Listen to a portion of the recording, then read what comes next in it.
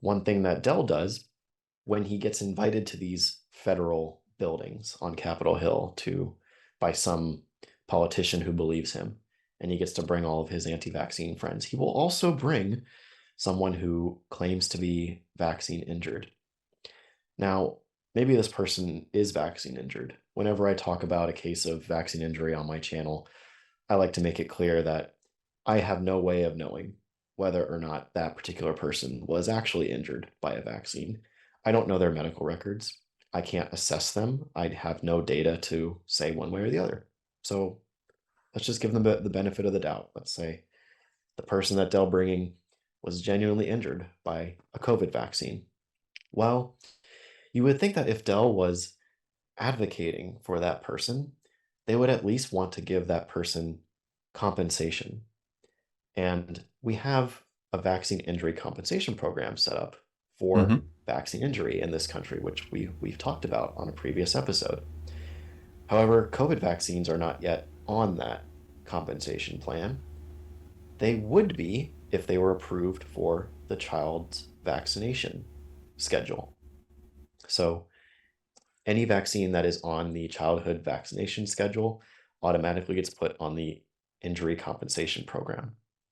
So, and by the way, it being on the schedule doesn't mean that it's required by children. It just means that it's recommended by the CDC. It's then up to the states to decide whether or not it should be mandated in places like public school. Yep. However, Dell and his friends were all against.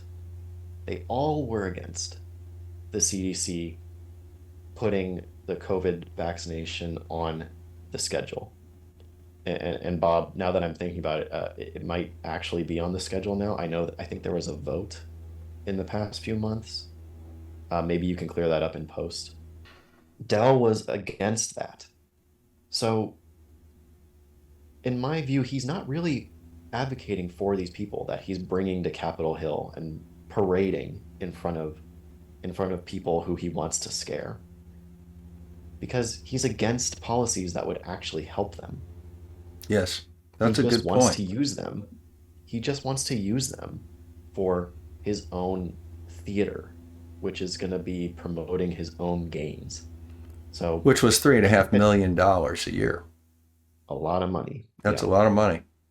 So basically we've kind of gone over a couple of people in today's session. When we do these interviews, you're busy, I'm busy. What we do is we generally talk about a couple of people when we get together over a period of about an hour, hour and a half while your daughter's napping. And then they're broken up into different episodes later on. I think that a common theme that we have seen in this whole program so far is that this is a money-making organization. These are people that have very little background in the sciences of this, that are not really giving good advice to help people. What they're doing is they're playing into fears to market their product.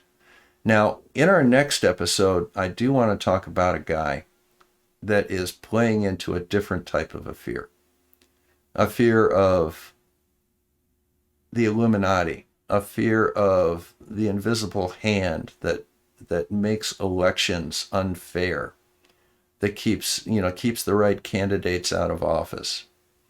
And there's a group of people in this country, for example, that really feel our last election was fraudulent because they were told that it was fraudulent because their candidate lost. I want to show next time how they are trying to market this group to become part of their group based on a fear of the government. So in our next episode, we're going to talk about a rather minor member of the Disinformation Dozen, but one that uses this technique to good effect, and that's Mr. Larry Cook. So until then, you have any closing words there, Dan? I think that's good. All right. So this is Bob the Science Guy signing out from Northern Michigan. We'll see you for the next time when Dan and I will talk about Mr. Larry Cook. Take care.